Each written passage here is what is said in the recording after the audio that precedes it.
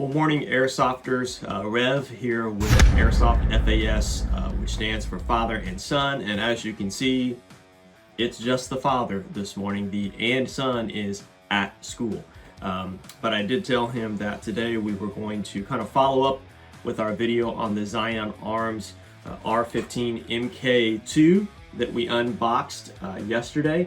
And I know I told everybody that we would do some shooting with this. At least chronoing it and kind of seeing what we have for FPS as far as what we have for rate of fire, and just kind of look and see how this gun performs, and if it's not quite what I'm wanting to do or what I'm wanting to see out of this gun, then we'll probably bust open the gearbox and we'll do a real quick shim job on it and see if we can't get this to do what we want it to do. So yeah, let's throw a mag in there and let's do some shooting. Alright, so we have our Ace-Tech AC5000, and we have loaded our Zion Arms with some 20-gram BBs, which is kind of the standard for whenever you're testing things out. That's how they test them at the manufacturer. So we're going to see kind of what we have here first on semi as far as FPS. 380, 382, 380. 381, 377, 79. So we're right around the 378 to 382, somewhere around there as far as our FPS. So let's see what our rate of fire is on fully auto.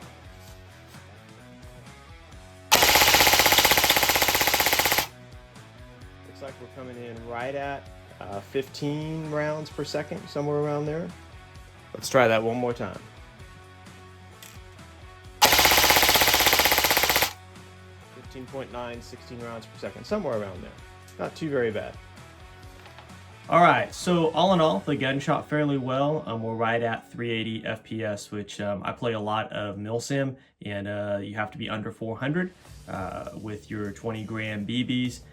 There's a few ways to maybe get that a little faster, and I'll probably do a little bit of work to see if we can get a little closer to 400, but 380 is good. For those of you who have a keen eye, you probably noticed when I was shooting into the chrono just now that after every round that I've finished, you heard this sound of a BB rolling out of the end of the barrel. So I'm assuming that's probably a hop-up issue, maybe magazine connection to the hop-up. I'll figure all that out kind of as we get into the gun and see what's going on. But for now, I do want to show you just kind of what it sounds like shooting it, dry firing it, because I think that's important for when we get ready to do our post shooting after we do our shimming. So I'm going to shoot just a couple of rounds real quick that are dry firing, just so we can get a good sound from the gun.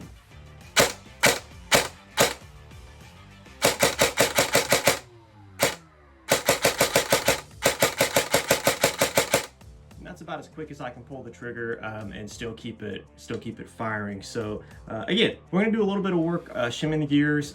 If you don't know how to shim gears, there are 1,000 videos on YouTube that are way better at it than I am, especially doing it, explaining it. You know, I can maybe throw a link in there to find one of those, but we're gonna do some shimming, and then we'll come back and see what this gun sounds like.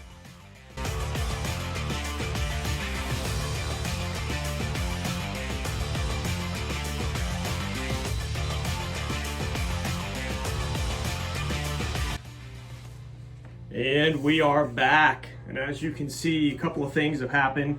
The gun has been shimmed, and Junior here has showed up back from school. So again, he hasn't shot the shed, he hasn't heard it yet. What I ended up doing with the shim job was I shimmed all of the gears inside, cleaned some things up. Even though it was brand new, there was a lot of gunk and stuff in there from just excessive grease. I cleaned that up, added my own grease back in. I did actually change out the bearings that came with the gearbox. I had some high-speed steel bearings that I had ordered from e-bike that I didn't use in another build, so I put those in there. I also went ahead and put a little bit stronger spring in there as well, just to get it right at 400 FPS. That was the goal. So we're gonna shoot this and see what she sounds like.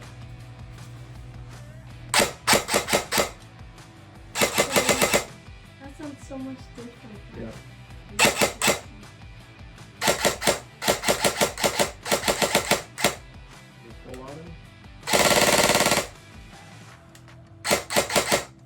It's pretty crisp. It's pretty crisp.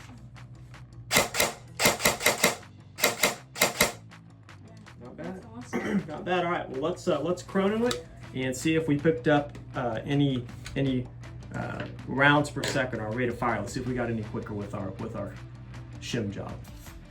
All right. So here we go. Let's see what our FPS is. We were, if I remember right, probably somewhere around 370, 380 in that ballpark when we were shooting earlier. Let's see what we got.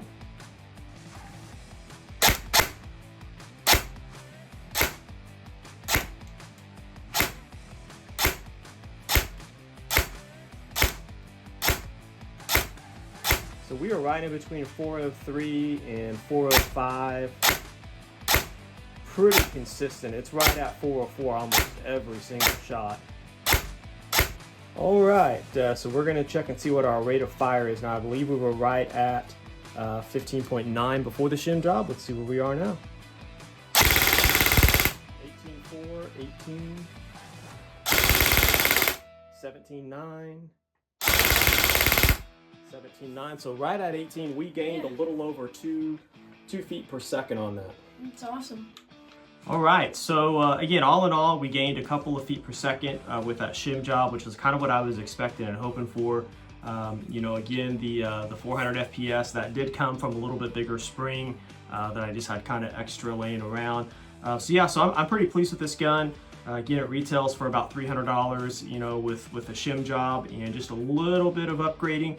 You can get it really kind of kicking and sounding really, really smooth and really crisp. So you got any final thoughts?